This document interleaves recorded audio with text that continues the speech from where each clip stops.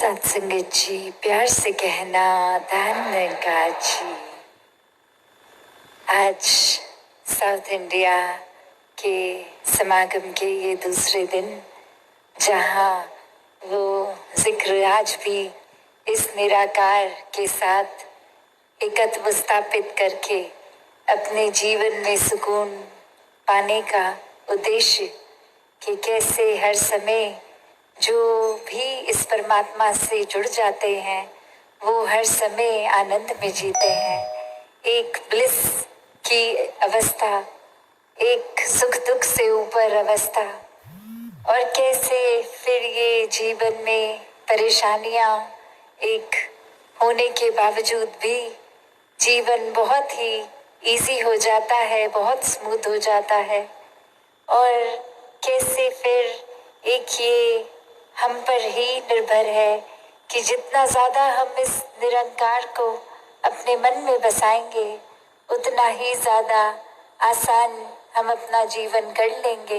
इसी कहानी में यही कि कैसे एक सुकून पाने के लिए, एक सुकून जो हर जगह है, अक्सर एक कोई ना कोई लालच भी रख दिया जाता है अगर, तो भी वो लालच जिनके मन में परमात्मा है नहीं टिक पाता और वो खुशी को, सुकून को हासिल कर लेते हैं।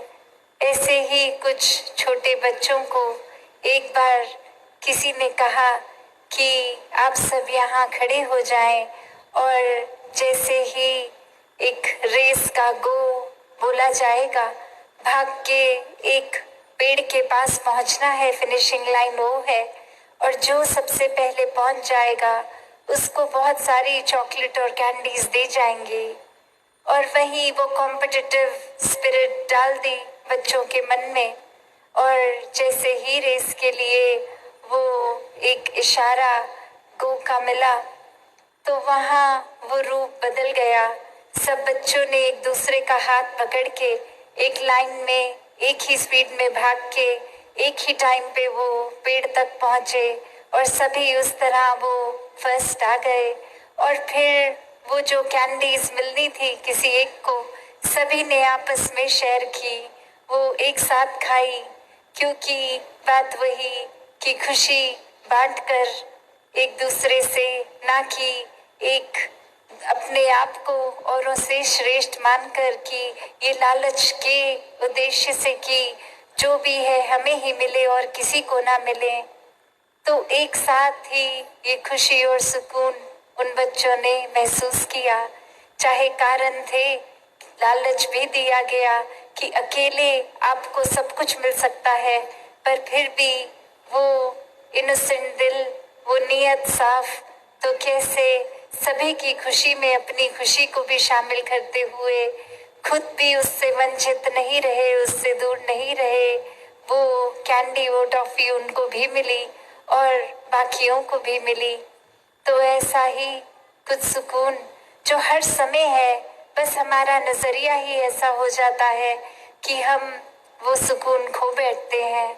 हमारे जीवन में फिर हमें एक ऐसी दौड़ लगती है कि सुकून पाना है तो इस रेस में हमें आगे होना होगा, हमें सब कुछ हासिल करना होगा, जबकि वो सुकून वो एंड लाइन पे नहीं है, वो तो ऑल दिस वाइल, इस पूरे समय हमारे अंदर ही है।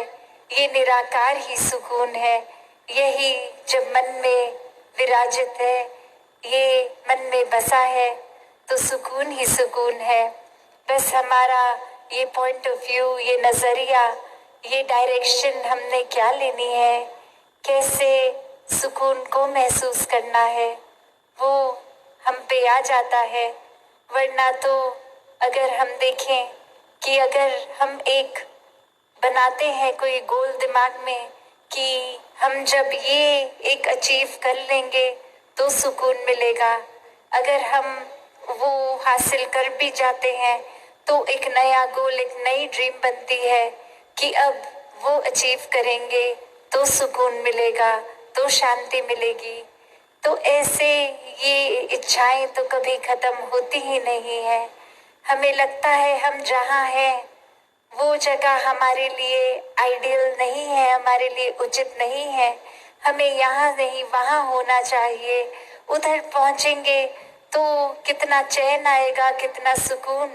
जैसे कहा भी जाता है the grass is always greener on the other side, कि वो घास वो हरी एक समान है, पर हम अगर इधर होते हैं तो हमें लगता है कि वो सामने उस पार की घास ज्यादा हरी, ज्यादा कोमल, ज्यादा अच्छी है।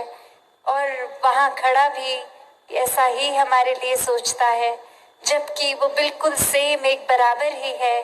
सिर्फ हमारा ही वो पॉइंट ऑफ विजन, वो एंगल, वो दृष्टिकोण ऐसा बन जाता है कि हमें अपने आसपास थोड़ा वो हरा रंग फीका लगता है और दूर वो ज्यादा घना डार्क लगता है।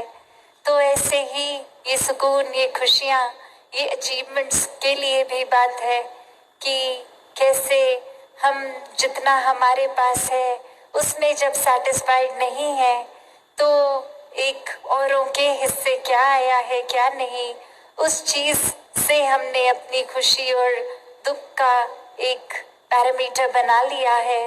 वैसे ही ब्रह्म ज्ञान को हर कोई जीता जाए, ये सेवा सिमरन सत्संग करते हुए एक पूरे संसार के लिए अपने जीवन को जीना है, एक मानव कल्याण के लिए जीवन जीना है।